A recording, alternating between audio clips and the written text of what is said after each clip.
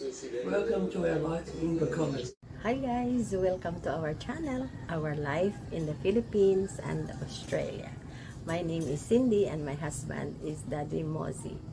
Welcome to our life in Bacolod City. As of now, we are living in Bacolod City after I've been in Australia working and living my life as a mother of 4 and a wife for 38 years. So, we'd like to welcome you to our new page of life. We've been here in Bacolod City for 2 years already. So, welcome to our life in Bacolod City.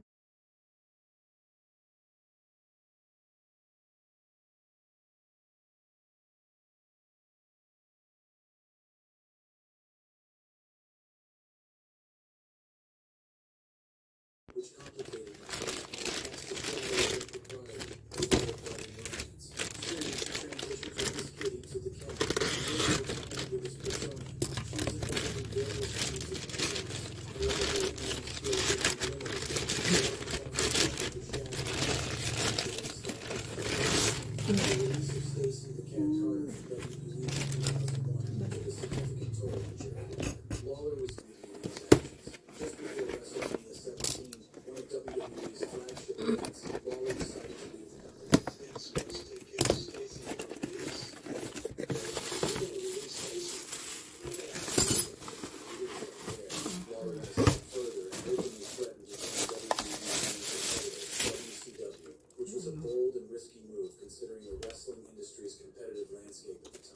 As Lawler ventured into this uncertain territory, his marriage to Stacey takes even more.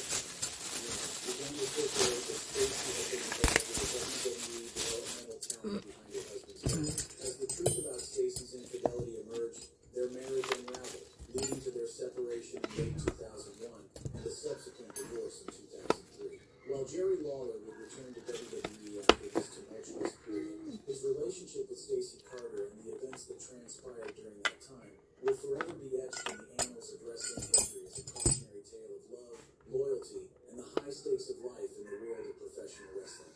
Vickie Guerrero. Of all of WWE's bizarre love affairs, the most unexpected may have occurred between Edge, Big Show, and Vickie Guerrero. Vickie, will you be my wife?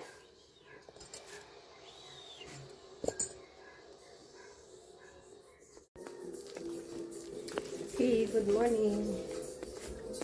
Welcome to our life in Bacolod City. What's the time? 10:48 actually. Good morning. Good morning. Still here reacting. Still sitting on the same chair. Because that's his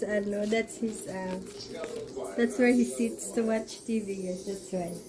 Daddy is still the same. And I sit here beside him. Or outside, he got a seat. We're just watching TV, we're watching YouTube. And we probably go in a minute.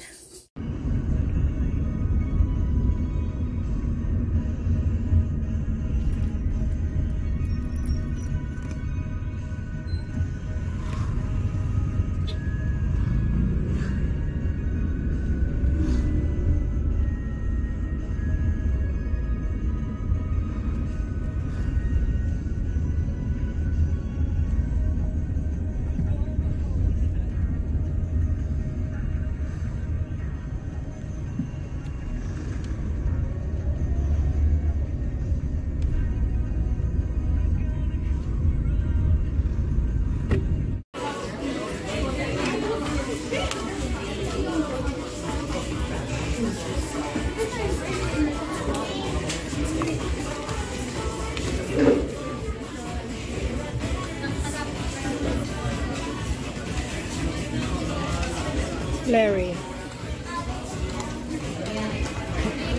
That's Daddy there. Ice cream only because we have we're full. And my little bag, it's 110 pesos. I paid this one. Huh? Oh, this is only 110. If you buy in Timo, 110 guys. Look, it's paper. It's not, it's like a paper plastic. Very strong. Yan, ganda guys. And I'm here. You can see me. We went to get some medicines here. Ta-da! And then, we give the security guard stickers. And he said, we will. And he said, I will follow, ma'am. I said, thank you. So, to the security guard of the chemist that we bought this medicine here. Thank you very much. He will follow the channel. So, thank you so much. Marami sila guys ang nagpa-follow sa amin dito sa Bacolod. Kasi namimigay kami ng mga stickers. Tapos namimigay si daddy ng 100 pesos. Pag makita niya yung stickers ng sa motor. So, kung ikakabit ang sticker sa motor, pag makita niya, binibigyan niya ng 100 or 100 normally. So, dami niya nang nabigyan ng mga drivers. What are you eating? That is the one that we bought. I forgot what's the name. Ay, apple crumble. Ala, guys. Guys, apple crumble. Daddy had some. There's like sweet little snacks made with mongo, like this little bean.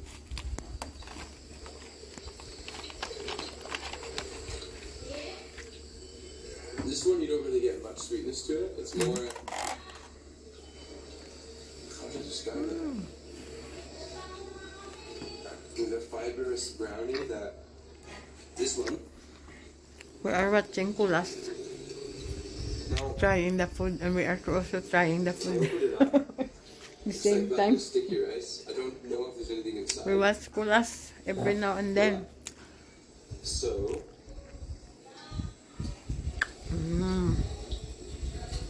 Love suman. Basically. Sarap guys. So it's like a suman. Apple crumble. But this really isn't sweet at all. It's just kind of like sticky rice together. He knows the suman business guys. Alam mo Kulas. Alam niya yung suman.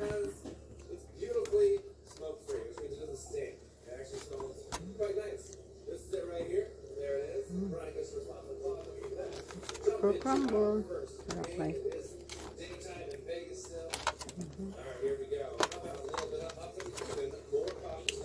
Good. Yes, please.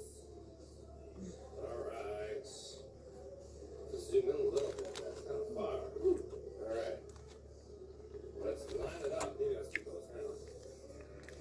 Alright, kids. Y'all ready for this? Let's see. 10-cent denomination. Starting at $12 spin, why don't we? Yummy. There you go from there. Hindi siya masyadong matamis. It's good. Binili namin dito sa malapit sa All Home, sa Mandalaga na All Home. Sa harap lang siya. Firehook ang gumagawa nito. Ayan siya guys. Firehook. Firehook. Sarap ng mga cakes nila. At saka sila guys, malapit lang sa amin. Sa labas lang ng subdivision sa likod. Tapos, dyan lang sila banda. And then, they're very good. Sarap nga.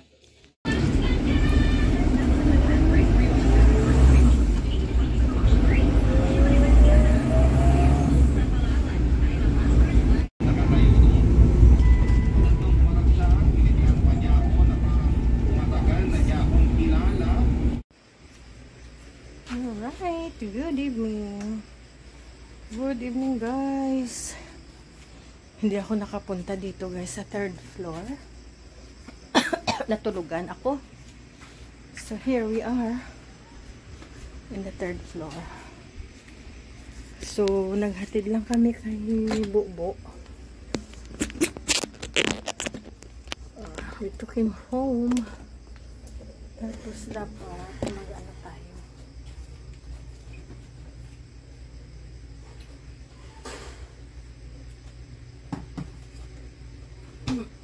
Kuha ko ng rice.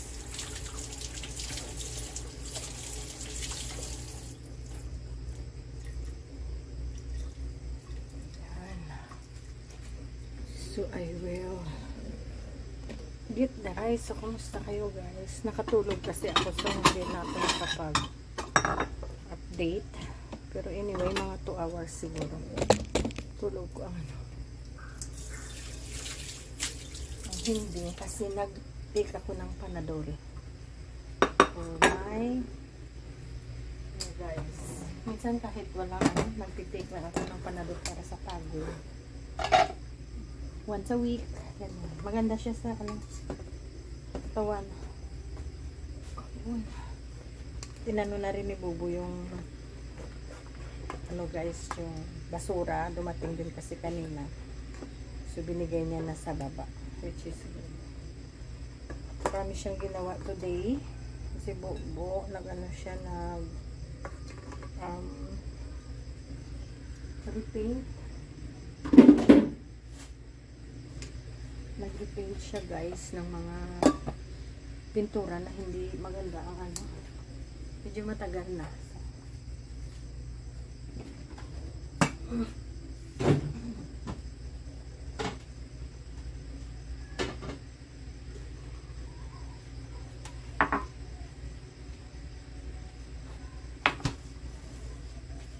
So, hitin natin ito with the rice.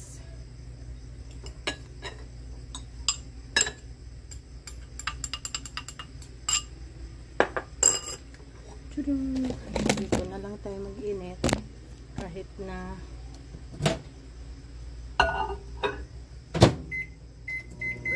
ano, na may microwave doon sa ilalim. Okay na lang. So hopefully tonight wala tayong bad weather. Hindi kami nag-rearrange guys ng ano, ng table. Hinayaan lang namin na ganyan lang muna dyan. Very simple lang siya kasi baka magano na naman liwat yung ulan. So ito yung mga t-shirt na binibinta namin sa store. Maraming bumibili mga ganito na t-shirts, mga sleeveless, mga pants na tulad nito ng suot ko guys. Pants. Binibinta namin sa store. Maraming bumibili. Mura lang kasi yung pagbinta namin.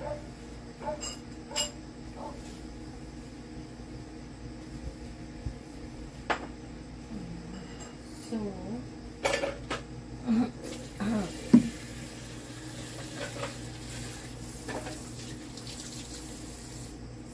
sa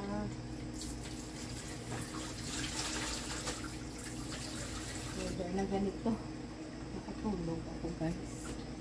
Nakatulog ako. So, okay naman. At least nakapagpahinga tayo. Importante yung katawan pala natin makapagpahinga, no? Kasi minsan pagod na. Sige-sige pa, nakaano pa yung mata. So, naghatid kami kay Bubu.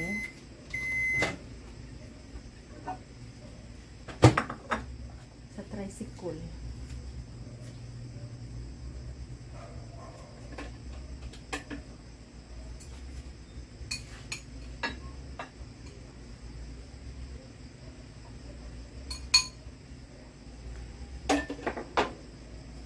Tara! Ito guys.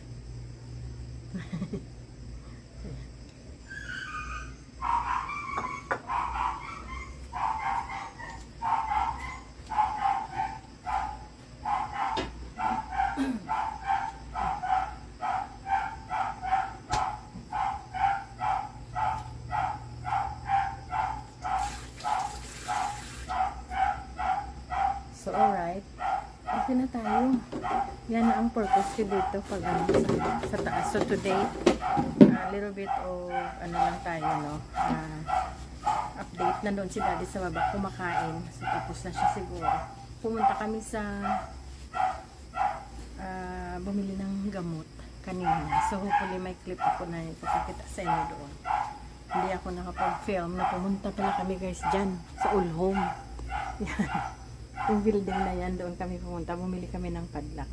Pero I can show you the padlock later kasi linagay namin sa gate. Yung old namin na padlock, nasira siya. Parang hindi na siya pwede magamit na for safety, natatanggal. So, yun. Kaya bumili kami. Hinatid si Bobo din, bumalik na kami. So, now I reheat my food. Kakain ako ng dinner. Si daddy kumain na doon ng dinner. Ay, yun na ang gabi natin. So, time check. In Bacolod is 6 o'clock ng gabi. So, medyo madilim na guys, no? Ang 6 o'clock, minsan maliwanag pa. I don't know why, bakit madilim na siya. Minsan maliwanag pa yan ng 6 o'clock. So, anyway, at saka medyo wala tayong hangin today. Medyo paang yung panahon. Paang siya guys. Sa ilalim ganun, kaya lang naka-aircon kami. So, hindi namin alam kung ano yung weather. Kasi naka-aircon sa loob. Ayan, but anyway, all good. Wala tayong dapat iligpit dito. Kasi nakapagligpit na tayo. Ito pa yung hinugasan natin sa isang vlog. Nandyan pa sila. Hindi pa sila kasi nagamit. So, nandyan pa. Ayan, so yan ang dalawa nating electric stove. Ano bang tawag yun? Lipat na ko guys. Nalipat. Nalimutan ko na. Yung stove natin na electric na yung tawag. Lipat na ko guys. Hindi. Nalimutan ko na. Basta. Tapos, si daddy umakyat dito kanina. Gumamit siya ng toaster niya. Yun, no? So, anyway, hindi ko na talaga maalala yung stove na yan, guys. Hindi man yan convection stove. Hindi man siya, basta i-comment nyo na lang down below. Nalimutan ko na. Ito ba? Yan. Maganda siyang gamitin. Save electricity siya, guys. At saka mabilis siya mag-init. As long na ang gagamitin mo na yung sa ilalim na kaganyan. Yung may dimple siya, guys. Yan. Magnetic siya.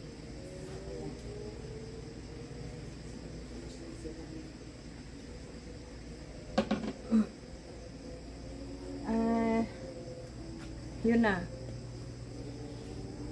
And then, wala na akong masasabi sa inyo. So, for today's video, yun ang ginawa natin. Ito ang buhay namin sa Bacolod City, which is chill, which is minsan, sa sobrang chill, wala ka ng problema talaga. Sa totoo lang guys.